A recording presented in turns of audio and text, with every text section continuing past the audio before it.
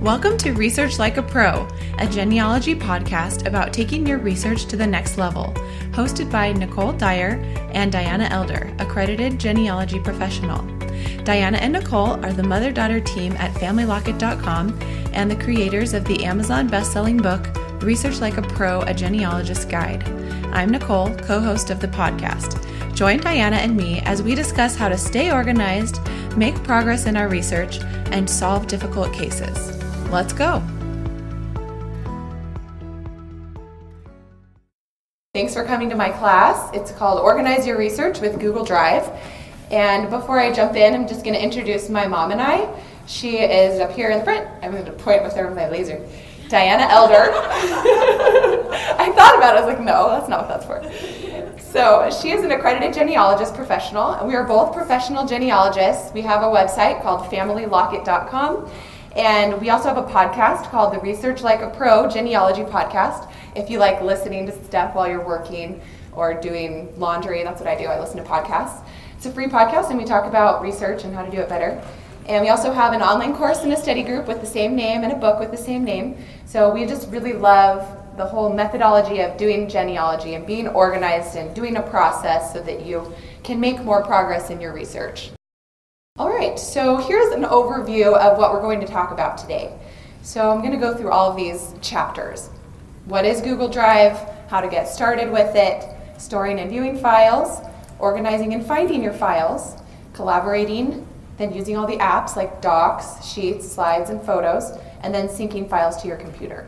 So I'm not going to go really slow and show you exact step-by-step. I will give you some step-by-step, but more I want to show you what is possible. All right, so what is Google Drive? Some background information.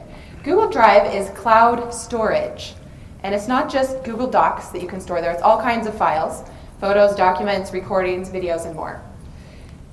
So you get 15 gigabytes of free space with Google Drive. And if you use Google Docs, you can have an unlimited number of those. They don't count against your quota. Google Docs, Google Sheets, and Slides. But if you upload like a Microsoft Office file or a photo file, that counts against your storage quota. You can see your files from any smartphone, tablet, or computer, which is one of the most amazing things about Google Drive, and Dropbox does the same type of thing. And you can easily invite others to view and collaborate on your files without sending it as an email attachment. It's much easier. All right, so you may be wondering, what about Google scanning all my information? Is it really private? So when you agree to the terms and conditions of Gmail and Google Drive and Google Photos, you agree to this, that Google will scan your data for marketing and custom search results and for malware and spam detection. So this may be a pro for a lot of you. Some people view it as a con because Google's scanning through everything you put in Google Drive, right, to market to you. So just consider that when you're deciding what files you want to put on there. Maybe your most private files you just keep somewhere else because they don't have password protection of files either. The pros are that they do have a lot of security options for transporting, and this is all done. You don't have to set up the settings. This is just how Google Drive works. They use 128-bit encryption, and the files are encrypted when they're stored on the servers, and you can enable two-factor authentication so that you get a text message to your phone that says, do you really want to sign in on this thing, so that no one else is signing into your stuff. So I use that, recommend it. So, question, is Google Drive considered a cloud storage service or an online backup service? What's the difference? All right, let's go through what the difference is. Cloud storage, the purpose is productivity, and online backup, the purpose is disaster recovery. Although some of these cloud storage systems can help in a disaster, they can't bring back your computer file system the exact way that it was before. So online backup, it can restore your whole computer the way it was before the flood or whatever happened. So that is just something I wanted to point out, that if you want a real disaster recovery option, you're going to want to go with Carbonate or Backblaze or one of these other options. So that I use Acronis to back up my whole disk on my computer. But for my syncing of files to all my devices, I use Google Drive. So you can kind of see the differences there. But basically, cloud storage is all about productivity and syncing your files to multiple devices, whereas online backup is all about retaining that file system structure and being able to restore your computer after a disaster. To read more about that, I have a link at the bottom, and you can get to that link from the expanded syllabus that I put on my website. So Google Drive is a cloud storage service for productivity. If you think of it in that way, it will help you. And if you don't have any backup system, this will work as a backup system. It just won't restore your whole computer the way it was before. All right, so let's talk about how it actually works. So when you get Google Drive for your PC or your Mac, it puts a Google Drive sync folder in your files. And you can get to it up here. See how I have my file thing right here and it says Nicole's new Google Drive? Anything I put into that folder is going to be synced to the web on Google Drive, drive.google.com. So it's a sync folder. And when those are synced to the cloud, then they can be synced to your phone as well. So now that Word document that I just put in my sync folder is uploaded to the cloud and then synced and downloaded to my phone. So if I forget a file that I need when I'm going to an archive and I need to look at that, I can get my phone out instead of saying, oh, I don't have it, it's at home. So that's one of the great things about using Google Drive. You can also edit the file from your phone when you're at the archive, and then it's going to be synced back to the original document at your home computer. So Google Backup and Sync is the new name of the client for the PC and Mac computers. So some of you were asking about, well, I heard that Google Drive is going away. That was the client for the computers. That's the app for your desktop. So the Google Drive on the web is still called Google Drive. The client for your computer that you download is called Backup and Sync now. All right, so this is where you download an app or a software program to your computer, and then it allows you to choose which files you want to be synced to the cloud. And like I said, this isn't a disaster recovery system, but it's getting better. They're making improvements to it, and it could substitute for that if you don't have Backblaze or something like that. But it can help you back up your files. And they do advertise that it is a safe way to do that. But most experts recommend using something a little more robust. So the Backup and Sync allows you to choose which files on your computer you want to sync, and not just the files in your Backup and Sync folder. Because over here, remember I showed you that Google Drive sync folder? Right? So what if I want to sync these files? Then you need to get the Backup and Sync, and then you can choose which ones. You can also get the mobile app on your iPhone, your Android phone, or your iPad, whatever, and then you can use your files on that too.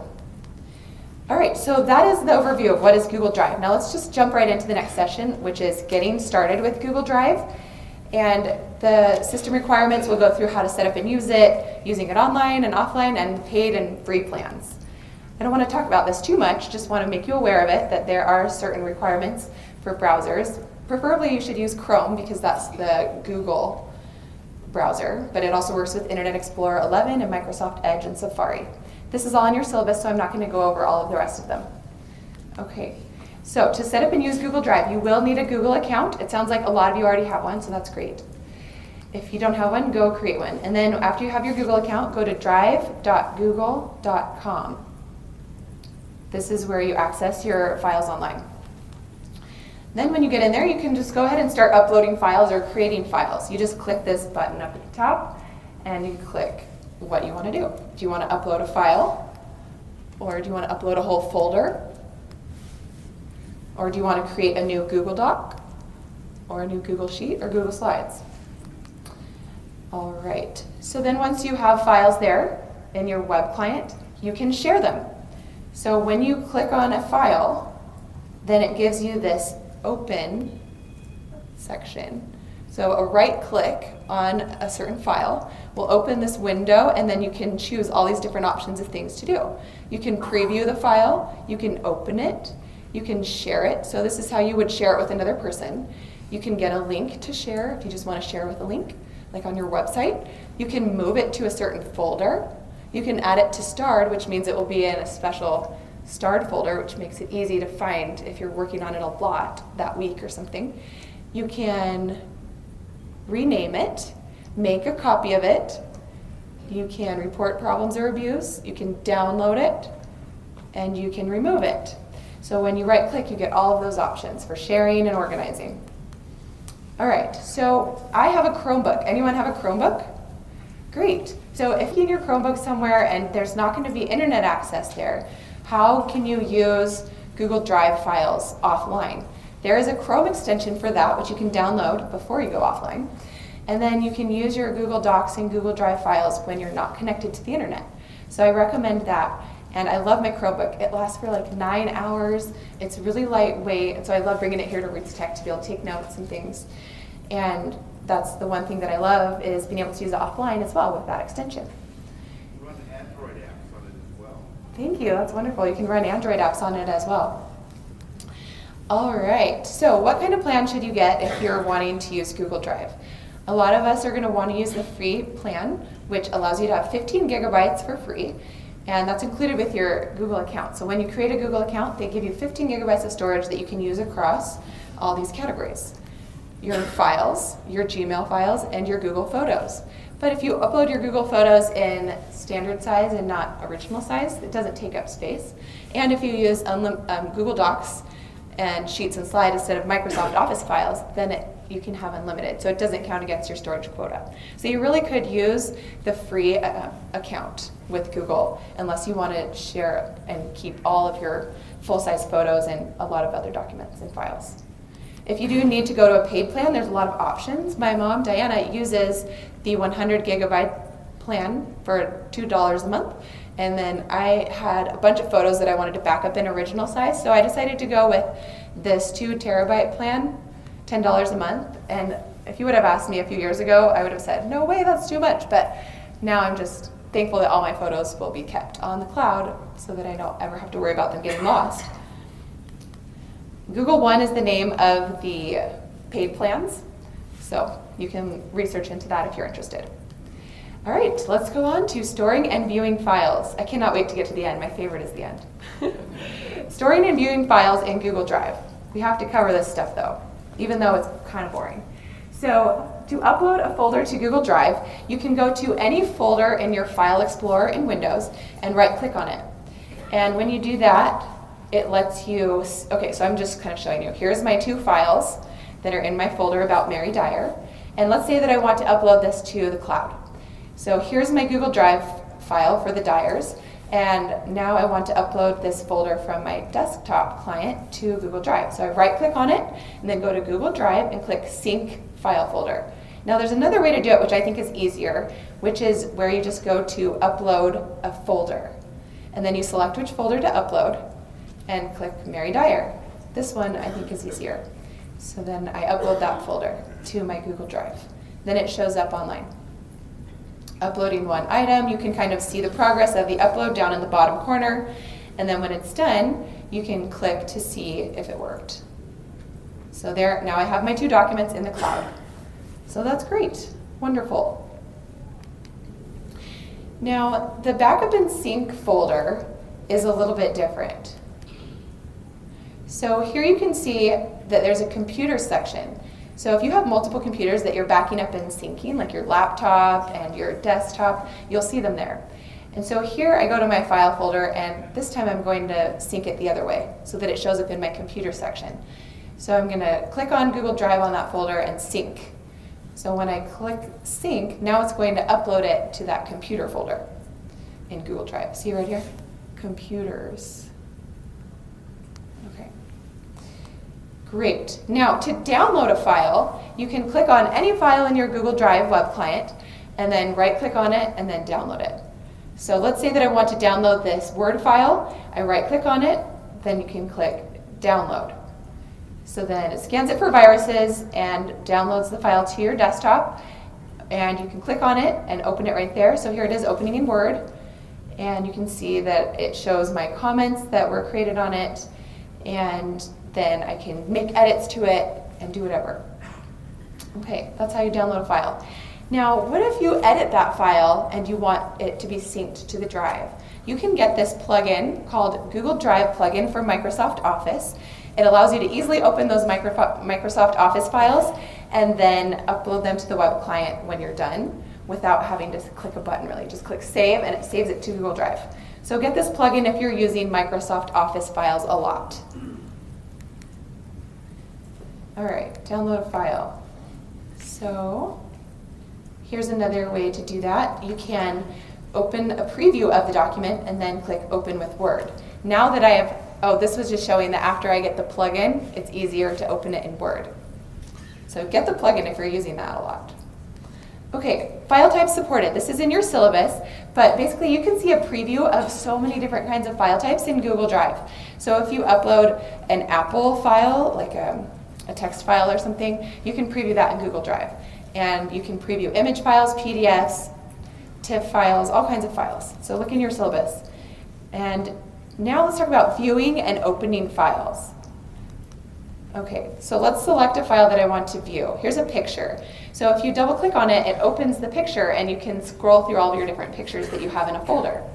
Also, here's a PowerPoint folder file. So without downloading this, I can just double click on it in Google Drive and preview what it looks like. Okay, this is a very fun thing. I'm so excited to tell you guys this. Okay, if you ever get a newspaper clipping and you want to transcribe it, but it's a PDF or it's an image file, you might want to try this. So you can take any image file like JPEG, PNG, like PNG or GIF or a PDF file, upload the file to your Google Drive, and then when you right click on it, you select Open with Google Docs. And here's what happens. It will convert that image into text that you can edit, copy and paste to put in your report, or use it in any other way that you would want to use a text file. So here's a newspaper clipping, and I'm going to convert it to a Google Doc. So you right click on it, click Open With, and see all these different options of things you can open it with. You want to select a Google Doc. So Google Docs, now it's converting. So it's taking that image file, a PNG file, and it's scanning all the words in it and creating text for that for you. So instead of you typing it all out yourself and transcribing it, it will do it for you. So the first thing it does is it puts the image file first in the doc. So there's the image file. And then as you scroll down, you can see the transcription that it auto-created for you. Wow, isn't that awesome? And it preserves the line breaks that are naturally there for you, because when you're transcribing, according to transcription standards, you're supposed to put in the same line breaks, right? So it does it automatically for you. So try it out. Let's do another one. So the next thing I'm going to show you on here is how to do a PDF. So in image one, it takes the image and puts the image first and then the text. But when you do a PDF, it doesn't put the PDF image in there. It just does the text. So let's try another one. Okay, so here's a PDF file that I want to turn into text. This is a family group sheet that I got from a genealogy society in Hawkins County, Tennessee. And if I preview it, then right-click on it and change it to a Google Doc, it preserves the PDF and then it copies it into a Google Doc with the text only. So let's see how it turns out. It's converting, it's waiting, and now, ta-da, it gives it the same title, but it's a Google Doc instead of a PDF. And it tries to preserve all of the formatting. Isn't that amazing? We're going to do questions at the end because we don't have time. And so, isn't this amazing that you can see all the text after it takes the PDF and turns it into text for you? Then you can so much more easily use that in your report than having to type it all out. And sometimes you're going to have to edit it. It's not perfect, especially on that old newspaper article where it wasn't perfect and easy to read. And I'm just going to say that when you are doing OCR searches in newspapers, this is how it works. Like if it didn't pick up exactly what text it said in your transcription, then you'll know, oh, I need to go look in that newspaper page by page because the OCR search doesn't work perfectly. And if you're looking for an entry about the Dyers, but then it thinks it says sire instead of Dyer, you know, maybe it puts a C or something, the OCR just isn't perfect. So just remember that in your newspaper searches. All right, so that was our chapter on storing and viewing files. Let's go forward to organizing. So raise your hand if you need help organizing because it's tough and that's really what you're here for. You just want to learn how to organize. Okay, we're ready now. So now that we know about what Google Drive is and kind of how to set it up, let's talk about how to organize and find your files. Because as genealogists, we want to quickly find that record that we saved. We want to have all of our documents for our ancestor in one easy place to access and have our research documents there too. So let's talk about all that.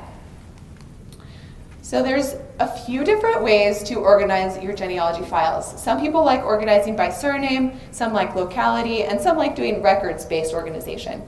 I prefer surname. Raise your hand if you do surname. Raise your hand if you do locality-based. Okay, yeah. Surname. Surname is cool. And what about records-based? Anybody do that? Maybe you do surname and records-based, kind of both. All right, so here's what I do. So I create a folder for each surname. And I actually I actually like doing folders for each of my grandparents' surnames first, but sometimes you might not like having a lot of subfolders. And I know somebody who doesn't do any subfolders at all, just one family history folder and then all of his ancestors right there. But it's up to you. Like I was saying earlier, this is not how you have to do it. You should just get ideas and then choose what works best for you and how your brain works, because organization is something that has to work for you because it's for yourself. Okay, so what I do is I create those surname folders for each of my 4 grandparents' surnames. Then within that I have surnames for everyone in that family. And then I have the folder for each person. So here you can see my folders for the Dyer family. And if you have people with the same names, you will want to add more identifying information like their birth date or their place. And I'll show you that in a second. Use the maiden names for women, because if you try to use all their married names, then when you have a woman who got married 5 times, that will be confusing. Just use the maiden name. That's what I recommend, at least. You can do what you want. And each person mentioned in the document gets a copy in their folder. So when you find a census, do you put that in each folder for each person mentioned? You should, right? But it's kind of a lot of work. Well, I'm going to show you a shortcut for that. So when we get there, I will. So here's an example of the Royston surnames. And you can see how some people with the same name, we had to add identifying information like their birth year and place so that you can see. And then when you have collateral line spouses that you're not researching very much, like Belle Smith here, you can just group them together with their husband or whatever. It's up to you, but I don't want to create a Smith folder just for Belle Smith, because I'm only researching her because she's the wife of Charles Baldwin Royston, who's the brother of my ancestor. So you can do it like that if you're like me. All right, so how do you name your files? Here's an example of a naming protocol that I use for mine. You can choose however you want. I decided that spaces are okay because in the modern era, spaces are fine for most things, and especially in Google Drive, it's fine. But some people don't like to use spaces, so they use dashes and things. I did decide to use dashes for the date so that I could keep that all together. So I want my files to be organized by date. So that's why I start with the year, then the month, and then the day, like that. And then I put the record type, and then the name of the person, and then the place, so that it ends up looking like this. And so it's very descriptive of what the file is. 1850, August 29th, tax list for Robert Dyer in Hawkins County, Tennessee. So that's how I name my files. I recommend you choose your own naming protocol, whatever works for you. Write it down, put it next to your computer so that when you're saving your documents, you can remember what you want to do. Can we just hold questions till the end, please? Thank you. All right, so for the next thing here, I'm going to show you all of my files that I've named in that way and see how they organize according to the date at the beginning. Isn't that great? Now I have a little timeline in my folder for my ancestor showing all the records that I have in order. And just remember, you're welcome to take pictures, that's fine, but if you don't want to have to worry about that, just go to my website, familylocket.com/rootstech, and you can get the slides there. Okay, so there are a few different ways to view all of your files in Google Drive. So I showed you that list view, but now I'm going to show you some other ways. There's a grid view also, which shows you a little thumbnail of each thing. So let's do that. So up here at the top, you'll see this little button which allows you to toggle between doing the list view and the grid view. So now I am in the grid view. So here's a thumbnail of all my folders. So then if I click on one of my folders, then I can see what's in that folder. And in this folder I have some pictures, some Google Docs, and some PDFs. So this is back to the list view, and it's kind of more, it shows you the details. And if you like the grid view, it shows you the thumbnails. So you can kind of see the difference there. I like toggling back and forth. Sometimes I can remember what a document looks like, but not what I named it. So sometimes the grid view might be helpful for that. On the side here, there's an info panel. It's called the details panel. See how this opened up? And it shows you where the folder location is. And this one's in 2 folders, and I'll show you how to do that later. This also shows you when it was last modified and created and who it's shared with and if it's shared by a link and so forth. So that is a little eye in the very top right. When you click that, show you guys over here, the eye in the top right. That's how you open the details panel. Okay, sorting your files. So there's a few different ways you can sort your files. I like to do it descending, right? So A to Z. whatever that is. And so that it starts with the first number and my dates and then goes to the last number, but you can switch that, and so you can have it be ascending or descending by name, and then you can also sort it by these other options too, who last modified it and who last opened it. All right. Now, how do you organize all your files? So here are some thoughts about how to do it. There's really two ways. You can drag and release, or you can right-click on the file and click Move To. So let's go through that. So here we are with some files in my Elder Family folder. And down here at the bottom, I have some files that I want to move and organize. So they're just sitting in this General Elder folder, which is my dad's surname.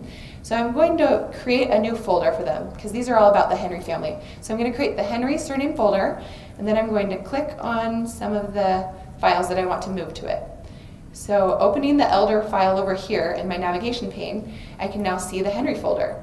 Then in the larger pane where I have all my files, I can click on those files that pertain to the Henrys, and I can select them and then drag them over to the Henry folder.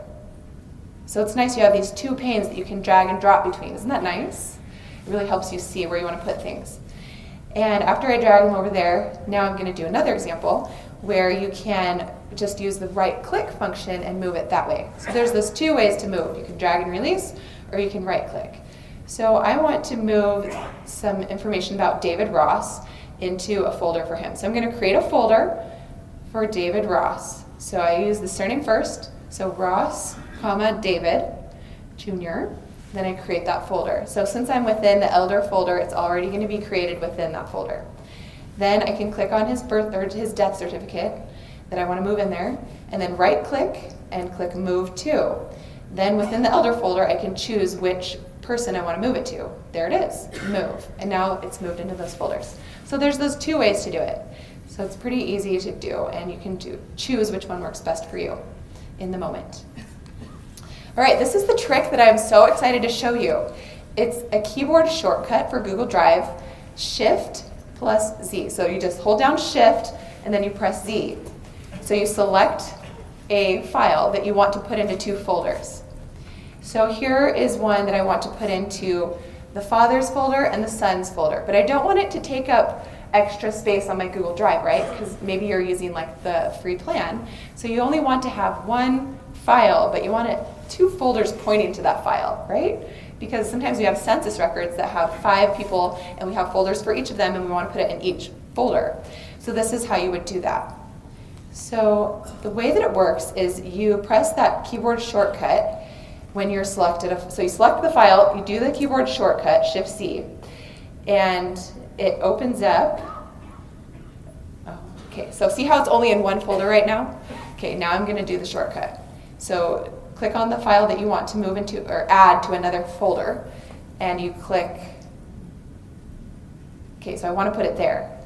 And then you right-click on it, or you just select it, and then Shift-Z, and then you can add it here. So once you select a place, you can add it to that place as well. But it doesn't copy it, so it only has one copy of the file, it just points another folder to it. So now I can have both Robert Dyer and Augustus Dyer or Richard Dyer pointing to the same folder. So have I confused you yet? Let me show you a visual of this. So now it's in 2 folders. See right here? There's 2 folders here that are pointing to the same document. So this is how I like to envision it. The file in Google Drive is given a URL. The URL is the real file name, but you can rename a file whatever you want to and it won't change the URL. So the URL is really the unique file name. And so these 2 folders can easily point to that one URL, and that's the beauty of Google Drive. So when you point both folders to that, then you can put all the documents for each person mentioned in a document in all of their folders. And so that problem is now solved. Because how many times have you wanted to put it in all those places, but it seems too complicated, or you don't want to make a copy of it and use up all that space on your Google Drive or even in your regular file system. So if you have those files synced to your computer, it will copy it to all of the directories in your computer, but you can decide that you don't want to sync all of those to your computer. You can choose. It's all in the settings for backup and sync. And I'm going to talk about backup and sync at the end, so I'll go through that at the end. All right, making a copy of a file. So let's say that you have a research log template, like me, and every time I create a new research log, I want to copy this template so that I easily have my template ready to go. So I keep this in the bottom of my family history folder, and then when I'm ready to use it, I just right-click on it, and click Make a Copy. And then the copy appears right below it, and I can drag it into whoever's folder I'm doing and rename it Research Log John Robert Dyer. All right, you can also find files in Google Drive really easily if you can just think of a couple keywords from the file or from the title of it. So here I'm just searching for John Robert Dyer log, but you can also add some things like, oh, I want to use the one that was created by Diana Elder. So I can put in her email address, and she created the log. So there's a lot of ways to search. The advanced search helps you a lot. And you can search for different types of files. So if you're ever like me and you can't remember, where did I put that document? I have so many subfolders. And you just need to find it really fast, just type it in the search bar. That's one of my favorite things about Google Drive, because it uses that amazing Google search technology with your files. It is so helpful. And you can do that in Windows Explorer too, but I found that it's a little bit slower and not as good as the Google Drive searching function. The fun thing about this search bar is that you can even search for items that are in a picture. So if you remember that you have a picture of a book that you got from your aunt and can't remember what you titled it, you can just search for pictures of books. The file type is book, and the title or the image has a book in it. Okay, let's go on. File versions. Have you ever changed a file and messed it up completely and wish you could revert to the old version? Google Drive makes that really easy for you because it saves all your versions for 30 days or 100 versions, whichever comes first. So you can go to a file and click on the side, that details panel in the activity, and then open up the versions, and you can manage the versions right there. Isn't that wonderful? I love that feature. You can also restore a recent or a different version. Say you're collaborating with a relative and they're not really tech savvy, and so they go in and they delete everything. Well, you can go restore the other version. So you don't have to worry. Sometimes when I'm sharing with another person, I'll make a copy of it that they can edit, and then I keep my own copy to edit for me. And then, if they mess it up. But usually it's best to just use the file versions. Okay, well that was all about organizing and finding your files. What I want to say in conclusion to that section is decide what works for you and write down your protocol so that when you come back to your research in a couple months, you can remember my naming protocol is to put the date first and then the record type and then the place and that kind of thing, because that will really help you stay organized and consistent if you've written down your plan. Let's talk about collaborating. So we've mentioned sharing a few different times. Let's really dive into that and talk about comments. And I'll show you how you can make comments not just on the docs, but also on Microsoft Office files, images, and PDFs, which is really fun. Who do you collaborate with? I'll tell you who I collaborate with. When I make a research report for somebody that I know another relative is researching, I will send them my file of that. You can download your Google Doc file as a PDF and just send it to them, or you can invite them to view it and comment on it on Google Drive. I'll show you how to do that, but some other people that I like to share with are fellow researchers, friends, study group members, like I mentioned. Diana and I do a study group and an online course. So if you guys join that, then you can share your research documents with us, and then we can comment on it and give you feedback, and I love getting feedback from others. It's just a really fun way to learn. And if you want to share all your documents with them, you can create a Google Drive folder, put all of your files that you have on an ancestor, and then share that whole folder with your professional. And then if you are a professional and you have clients, you can do the same thing the other direction. You create a folder with all the things you found, and then you share that whole folder with them. Okay, so now that I've told you kind of the uses for this, let's dive into how. So here is a screenshot showing how I want to share this report that I did for John Robert Dyer. So all you have to do is click at the very top on this little person button. Add a person, share it with a person. When you click on that, it opens up this sharing window. There are a lot of options, so let's run through some of the options. You can share with a person by their email address. So if you have Google Contacts, it will pull those all in. So you just type in the name of your contact, Diana Elder, and then it will pull in her email address, so you don't have to remember it. And then you can decide what she can do with it. So do I want Diana to be able to edit this report, or do I just want her to comment on it? Or do I only want her to view and not do anything? Like if you're sharing something online with a lot of people and you don't want them all commenting, you can just have them view only. Okay, and then another thing that you can do is notify the people. So when you share it with them, if you have this box checked, it will send them an email that says, Nicole has shared a file with you, and then you can click the link and go look at it. If you don't want to notify them, you can uncheck the box and you can send them your own message. Like, I shared this file with you, here's what I want you to do with it, and then here's the link to it. Okay. All right, so when you share a folder, there's different sharing permissions. So if you want to share a folder with somebody, you have to decide, do I want them to just view that folder and its contents, or do I want to give them permission to be able to organize, add, and edit the files and images and things within that folder? So once you decide that, then you can choose. Just remember that to choose these options, you have to click on the pencil.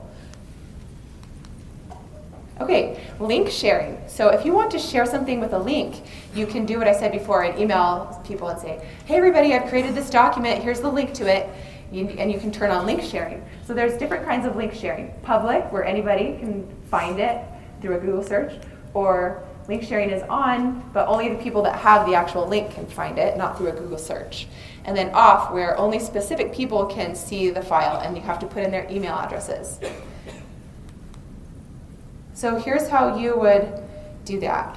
You right-click on it and click Share with a link. And now you've copied the link, and link sharing is on, and anybody with a link can view that. And then if you push anyone get a shareable link, I just want to show you that you can get a shareable link here, and then anyone can view it. But then you can change the permissions to anyone can comment or anyone can edit. And when you have link sharing on, you just have to remember that if it's public on the web, anyone can find it through a search engine, and it's so small on my screen. You can also change the access so that people can only view it, and you can just put in their email addresses, like I mentioned. All right, how to make comments. So if you are creating a Google Doc or Google Sheets or a Google Slide, then you can allow people to make comments really easily on your documents. So here's a report that I wrote, and I shared it with my mom, Diana, and she highlighted this text right here and then wrote a comment. Then I can go in and respond to the comments really easily. Oh, thank you for that idea, that's a great idea. Or I can click resolve if I'm done with it and it goes away. If you want to make a comment on a different kind of file, like an Office file, then you can do that as well. You just open up the preview of it and highlight the area and then click this plus button at the top and you can make a comment. So that's another great feature that you can do. So here's an image file of a pension index card that I had, and I wanted to make a comment on that. So what you do is you open up a preview of it, and then it says to highlight the area you want to comment on. So I highlighted this application number and said, a question about that. So you can comment on image files too. Isn't that amazing? I love Google Drive. All right, that's just a quick crash course in sharing and collaborating. Now, this is my very most favorite section, so let's do it. Docs, Sheets, Slides, and other apps, like Keep, Mindmaps, Photos, and I forgot to put here, mind mapping. Okay, so Google Docs is your typical word processor. This is probably the one that people use the most. And it has similar features to Microsoft Word. I love this outline view. If you turn that on, you can see all the different sections that you've created for your research report and easily go to them. If you have a 40-page report with a lot of different people and descendants that you're talking about, you'll want to toggle between all these different things with your outline view. It's really helpful. And Microsoft Word has that same function if you've used that a lot. All right, if you are creating a lot of Google Docs and you want to have a quick way to open a new one, you can get this Chrome extension. It's called Google Docs Quick Create. And it's just in your toolbar and you press it and it makes a new document in one click. And it's right up here, I think, at the very top. So I recommend that. Another cool thing I wanted to show you is the voice typing. How many times do we want to talk through a research problem or a research question and we don't feel like writing maybe? So you can just turn on this voice typing and talk into your computer or your app if you're using your mobile device and just talk about what you were doing in your research and what you want to do next. and it will just copy it down for you. I love that. So here's all the things that I use my Google Docs for in my research. I do a lot of transcriptions. I create locality guides when I'm researching in a new place and I want to put all of my record collections together that I want to search. Research plans. Maybe you create one whole document with all of your plan and your locality guide all in one document. Or research reports and source documents. Let's go through some of those. Here is a transcription that I created. So that's a wonderful feature.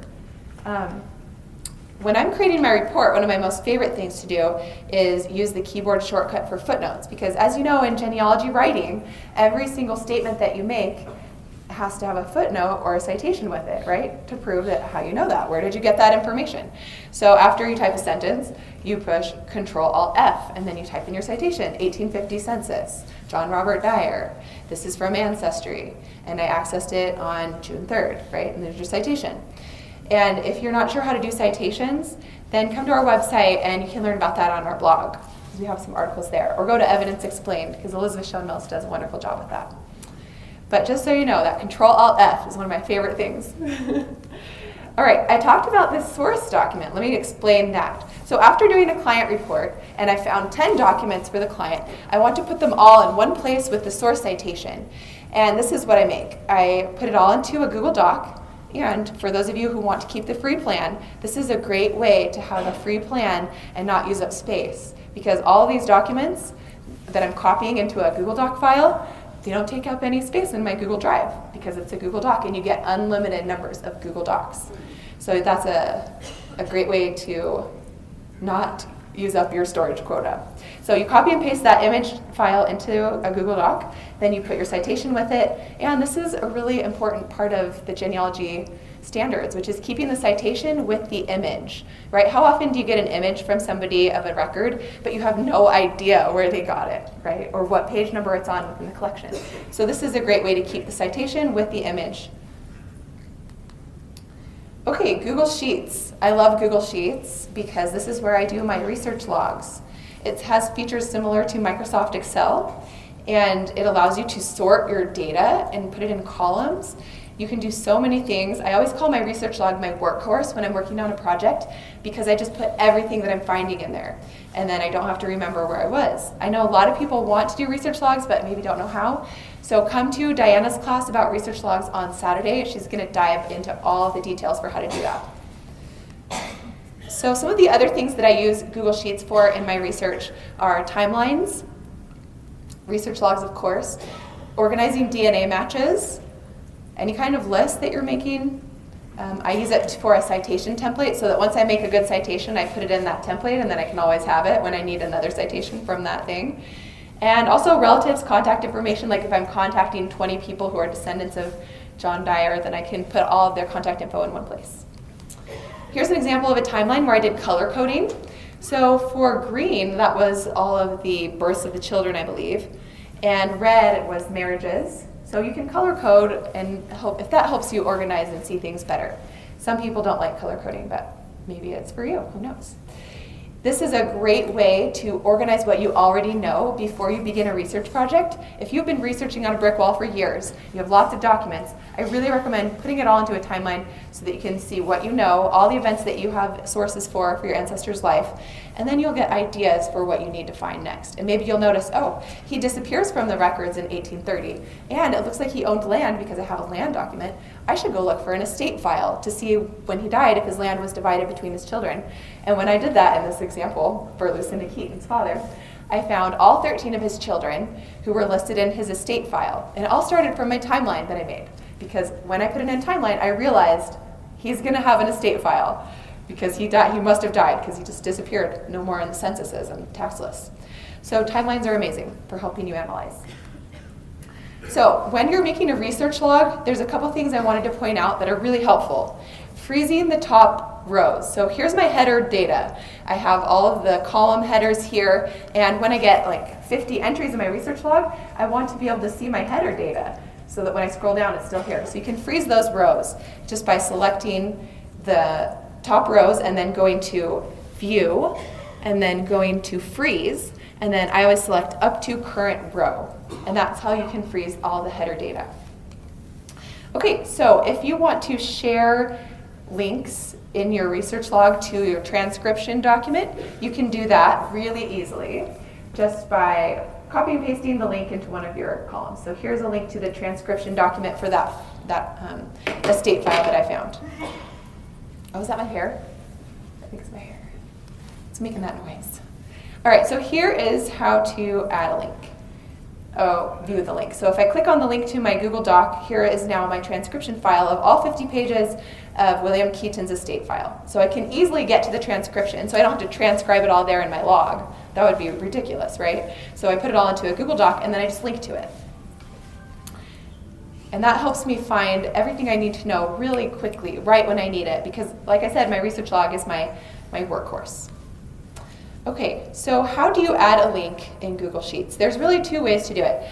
You can see here that on this one, I've just copied and pasted the whole link, and it looks kind of long, kind of ugly, but maybe you don't mind, or whatever, it's up to you. But for me, I thought, well, maybe I can make this look better. So I figured out how to just type out the title of the item and then those words. So let me show you how to do that. So here I have typed out the actual words, and you can see that it has the hyperlink and the title of the document all in the cell. But you don't have to do that yourself. All you have to do is, so I'm just going to cut that out and put it back in later. So in the cell, you just type the title of your link that you want to have linked. So I'm just going to put the title of the book, A Digest of the Laws of South Carolina. And now I'm going to put a link to that. So if I right click on it and put insert link, then it opens up this little link inserting. And then you can copy and paste the link right there. So click apply, and now those words are linked. So I can click the link and go to the thing. So it's basically storing both things within the cell. It stores the title of the link and then the link itself.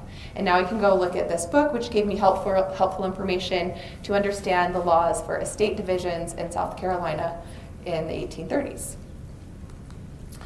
All right, so now how do you sort all your data in sheets? Here is an example of a spreadsheet that I created with DNA matches for the Dyer side, and I wanted to sort it by who shares the most DNA with my father-in-law.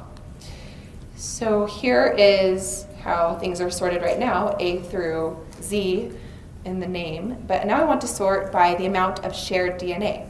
So I'm going to highlight the whole column and go up to data, and you can see you can sort by just that sheet. So if you want to sort the entire sheet, that's at the top, and if you want to sort just that range, then you can click that. If you sort just the range, it's going to sort only that column, so you don't want that because it'll mess it all up, right? You want to sort the entire sheet by just that column. So now I'm sorting the whole sheet by this column so that the most DNA is at the top and it keeps the whole row together. See what I'm saying? So make sure you sort the whole sheet by that column. And then you can sort a lot of different ways. Once you start doing this, you'll see a lot of different things you might want to sort. 10 minutes? Okay. So if you maybe are doing a research log and you have all different kinds of record types, maybe you want to sort by the record type, and so you can see all the censuses that you've found and group it that way. So that's one thing that I've learned to do that really helps me see, oh, I haven't found the 1830 census yet. So you can group it in different ways. All right, now I'm going to mention Google Slides very briefly because it doesn't pertain as much to your research, but it can be useful for sharing your research. So if you're sharing your research with your society or at a reunion, you may be collaborating with other researchers, and this is a great way to collaborate on a presentation with others. So I'm presenting with a couple friends here at RootsTech in the power hours on Thursday and Saturday. So we've been creating our whole presentation right here in Google Slides. So we can each work on it and it's updated in real time. Here's the reunion slideshow that I created where we did skits for our ancestors, and we wanted to show on the pedigree where each person was in the tree. So, okay, we're doing a skit about her right now. Here she is, so that we can all see where she is related in our family tree. And it was a really fun thing. If you ever get a big reunion together, you should definitely do skits where you act out family stories, because it was the most memorable ever. And we all can remember the stories so much better now because we saw them acted out by our cousins. I just love it. Okay, Google Keep. Raise your hand if you use Google Keep. I love Google Keep. Everybody needs to try it. You can put to-do lists. You can make notes. You can do voice notes. You can have a to-do list that has check boxes next to it. I love it so much. You can label them and organize them with colors. It's wonderful. All right, so here's an example of what I've saved to Google Keep. You can save web pages to Google Keep if you get the Google Keep Chrome extension. And then if you're on a web page, you just click Save this page and it creates a note for you.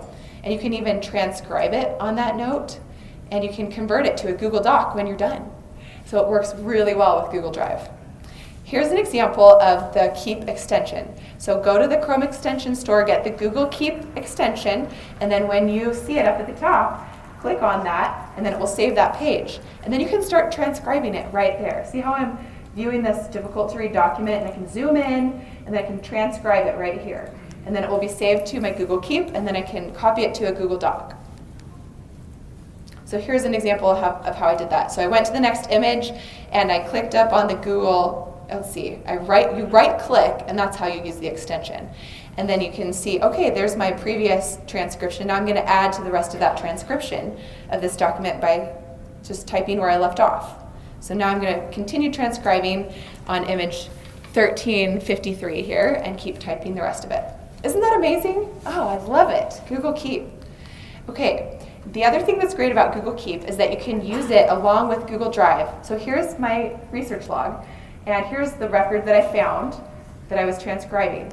And then I could put my Google Keep note right next to it to see the entire transcription, because you can have it side by side. And it just does it within Google Sheets. So I'll show you how it does it. See at the very bottom here how there's this little tiny arrow right there. It's like barely visible. It's like they don't want you to know it's a secret. And when you click on that arrow, it opens up a little side panel. And then you can choose what you want to do. You can see your Google Calendar, you can see your Google Keep notes, or you can see your tasks. And so I clicked on my Google Keep, and then I scrolled down to this note, which I just took with the transcription of that document that I found, which is in my research log right here.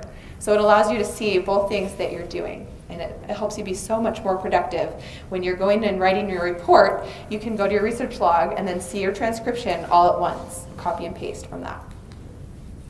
Okay, Google My Maps. Who has created a custom Google map with Google My Maps? Isn't it amazing? I love it. So you can create your own map for an ancestor that you're researching and plotting all the places that he lived on the census and all the different places he owned land, and then you manage those maps in Google Drive, so it saves it to Google Drive for you. And I just put it right into my ancestors folder.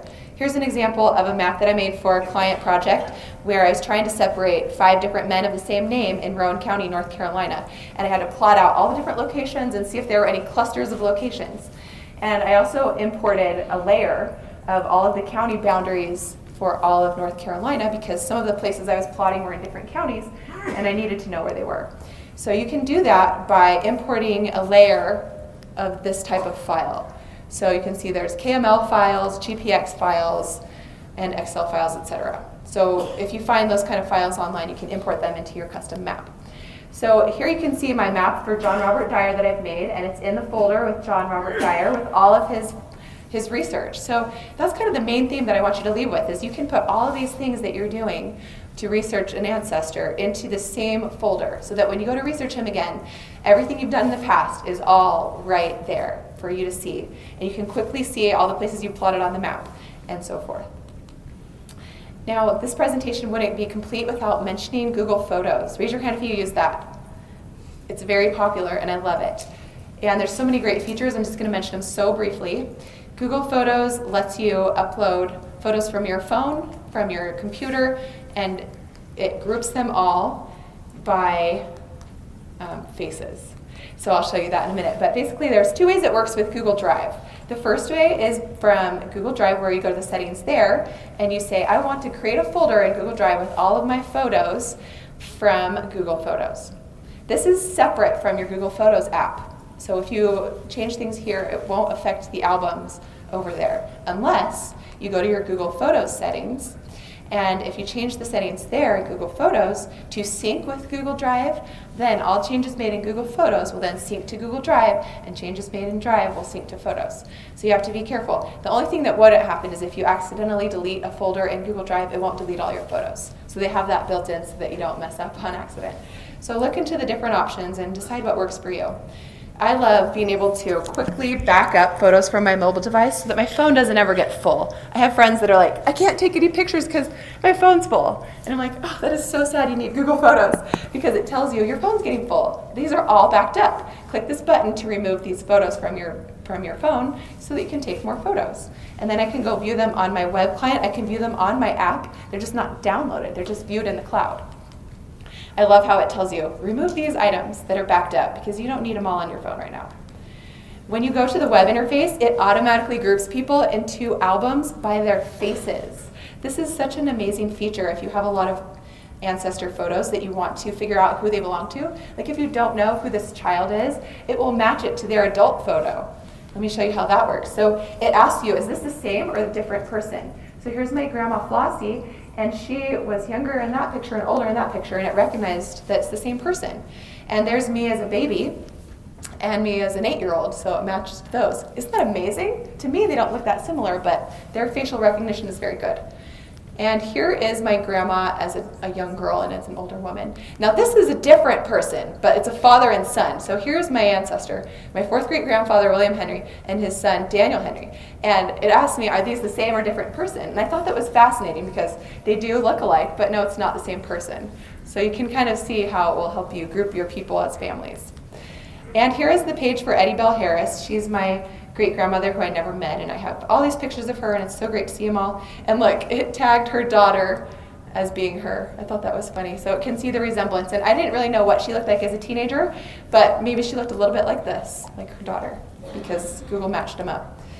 All right, Mindmaps software. You can make mind maps, and it saves to Google Drive. Here's a mind map I made of all my ancestors' religions and color coding them so I can learn more about religious records. Here's a mind map I made of separating all the John Johnsons in my client project. Sorry that I'm going fast because we're almost out of time. And you can save all of your mind maps to Google Drive. The thing that I use is Mindmup. Mindmup. I know it looks like an error, but it's supposed to be mup. So Mindmup 2 works with Google Drive, and it saves them all to your Google Drive. And now we are going to talk about syncing files to your computer in our last 1 minute. So like I mentioned before, with Google Backup and Sync, you download that to your PC or Mac, and this is recently rebranded. It used to be called Google Drive for your PC, now it's called Backup and Sync.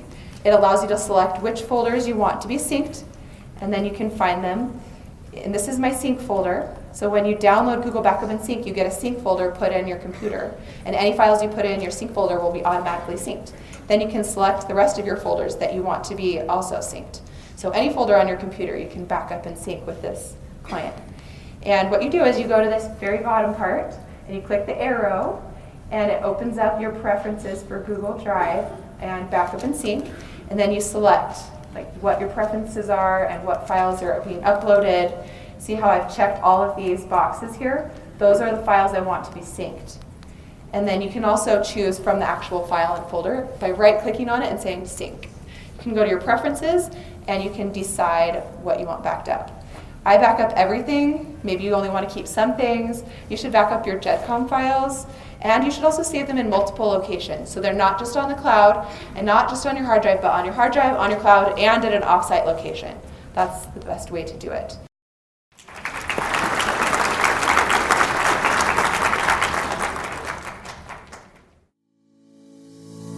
Thank you for listening to Research Like a Pro with Diana Elder, accredited genealogy professional, and Nicole Dyer. We hope that something you heard today will help you make progress in your own genealogy research. If you like what you heard, please leave us a review on iTunes or Stitcher, or visit our website, familylocket.com, to contact us. You can find our book, Research Like a Pro, A Genealogist Guide, on Amazon.com and other booksellers. We hope you'll start now to research like a pro